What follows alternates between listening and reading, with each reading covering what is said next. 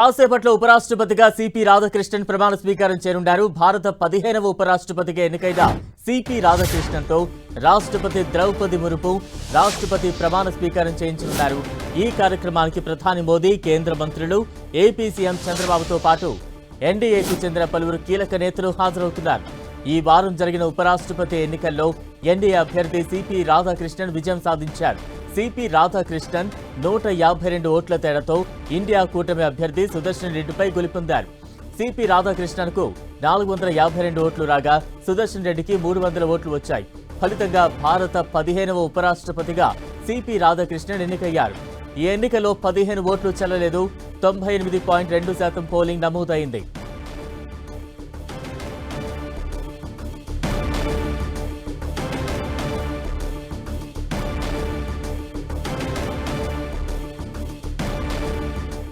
భారత 15వ ఉపరాష్ట్రపతిగా ఎన్నికైన సిపి రాధాకృష్ణన్ దక్షిణ భారతదేశంలో కీలకమైన బీజేపీ నేతల్లో ఒకరిగా ఎదిగారు.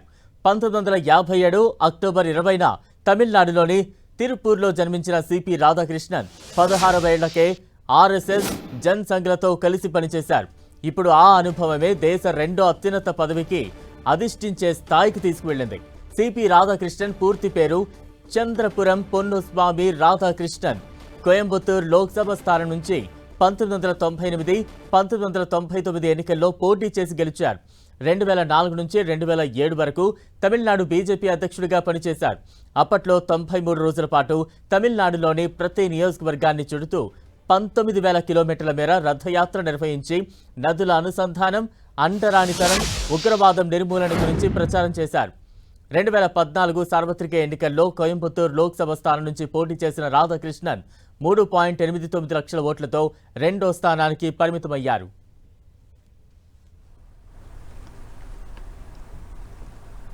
आज का दिन एक ऐतिहासिक पल।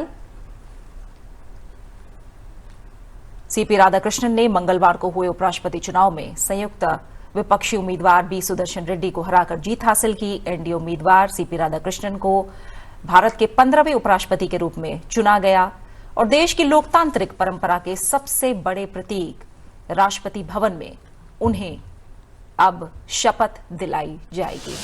राष्ट्रपति द्रौपदी मुर्मू उन्हें आज शपथ दिलाएंगी। सीधी तस्वीरें आप लगातार संसद टीवी पर देख पा रहे हैं। सीपी राधाकृष्णन 15वें उपराष्ट्रपति गणतंत्र हॉल राष्ट्रपति भवन का, जहां आज सीपी राधाकृष्णन को राष्ट्रपति द्रौपदी मुर्मू शपथ दिलाएंगी। तो भव्य गणतंत्र मंडप, वही मंडप जहां हर संवैधानिक अध्याय की शुरुआत मानी जा सकती है, और आज यही गणतंत्र मंडप जहां राष्ट्रपति द्रौपदी मुर्मू नवनिर्वाचित उपराष्ट्रपति चंद्रपुरम पोन्नुसामी राधाकृष्णन को पद और गोपनीयता की शपथ दिलाएंगी। रोशन जी, आप अपनी बात कह रहे थे, उसे आगे बढ़ाएं और सीधी तस्वीरें भी हमें मिलनी शुरू हो गई हैं। गणतंत्र मंडप देखिए, अब सभी खड़े हो गए हैं। राष्ट्रपति जी आ गई हैं और हम शपथ ग्रहण के बाद अपनी चर्चा को जारी रखेंगे। अपने आप में ये तस्वीरें ऐतिहासिक। प्रधानमंत्री नरेंद्र मोदी सभी का अभिवादन स्वीकार करते हुए, और हम देख पा रहे हैं तमाम जो शख्सियत सीपी राधाकृष्णन नवनिर्वाचित उपराष्ट्रपति, पद और गोपनीयता की शपथ आज उन्हें दिलाई जानी है। प्रधानमंत्री नरेंद्र मोदी, तमाम केंद्रीय मंत्री, अलग अलग दलों के सांसद, सभी की मौजूदगी गणतंत्र मंडप राष्ट्रपति भवन में। गणतंत्र मंडप अपने आप में ये नाम बहुत गहरा, गणतंत्र यानी जन का तंत्र, जनता की शक्ति, और इसी मंडप से अब हामिद अंसारी का कार्यकाल उपराष्ट्रपति के तौर पर सबसे लंबा था। दोनों ने 10-10 वर्ष की सेवा की बतौर उपराष्ट्रपति, और सबसे छोटा कार्यकाल अगर उपराष्ट्रपति के तौर पर देखें तो बीबी गिरी का था। 1967 से 1969 के बीच सिर्फ 2 वर्ष का कार्यकाल था उनका।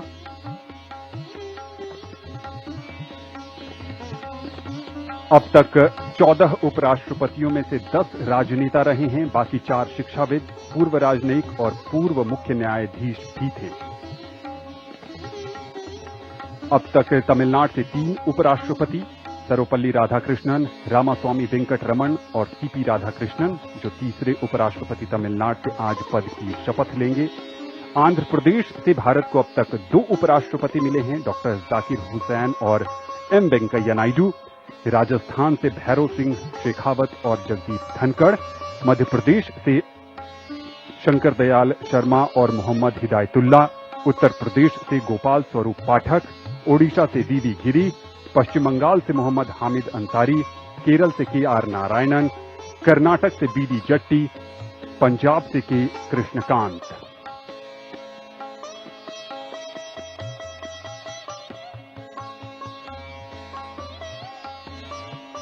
नौ सितंबर को उपराष्ट्रपति पद के चुनाव में एनडीए के उम्मीदवार के तौर पर श्री राधाकृष्णन ने 452 मत हासिल कर जीत हासिल की थी, और जबकि इनके विपक्षी उम्मीदवार को 300 मत हासिल हुए थे। यहां गणतंत्र मंडप में इंतजार है भारत की राष्ट्रपति द्रौपदी मुर्मू का, जो नवनिर्वाचित उपराष्ट्रपति को पद की शपथ दिलाएंगी।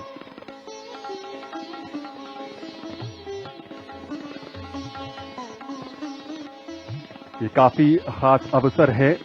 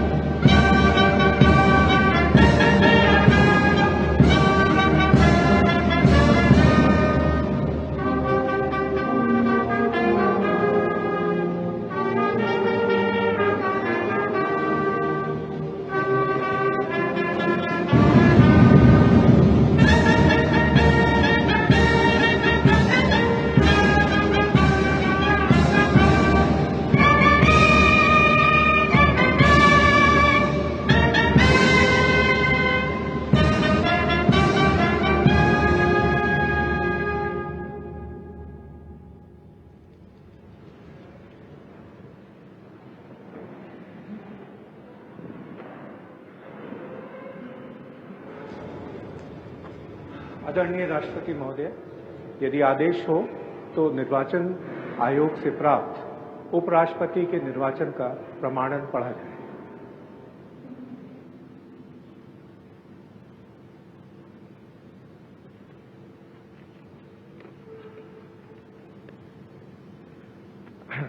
यतः भारत के संविधान के अनुच्छेद 324 द्वारा भारत के उपराष्ट्रपति के पद के निर्वाचन का अधीक्षण, निर्देशन और नियंत्रण भारत निर्वाचन आयोग में निहित है, और यतः श्री जगदीप धनखड़ द्वारा 2025 के जुलाई मास के 21वें दिन तदनुसार शक संवत के वर्ष 1947 के आषाढ़ मास के तीसरे दिन त्यागपत्र देने के कारण भारत के उपराष्ट्रपति का पद रिक्त हो गया है, और यतः भारत के उपराष्ट्रपति के पद को भरने के लिए संविधान तथा राष्ट्रपतीय और उपराष्ट्रपतीय निर्वाचन अधिनियम 1952 के उपबंधों और तदधीन बनाए गए नियमों और आदेशों के अनुसार निर्वाचन करा लिया गया है तथा परिणाम घोषित कर दिया गया है।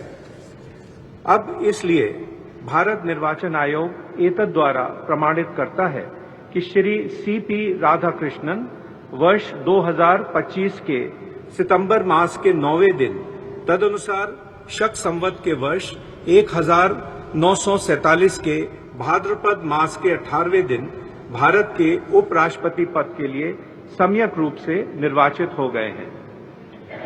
भारत गणराज्य के 76वें वर्ष में हमारे हस्ताक्षर और भारत निर्वाचन आयोग की मोहर से वर्ष 2025 के सितंबर मास के 9वें दिन तदनुसार शक संवत के वर्ष 1947 के भाद्रपद मास के 18वें दिन प्रदत्त किया गया।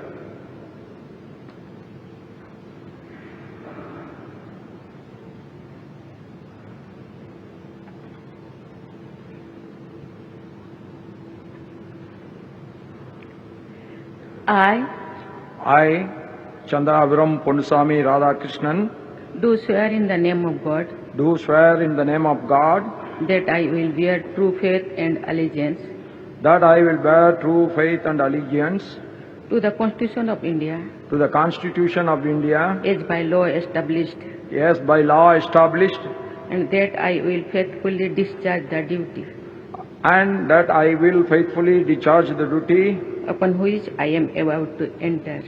upon which I am about to enter. Congratulations.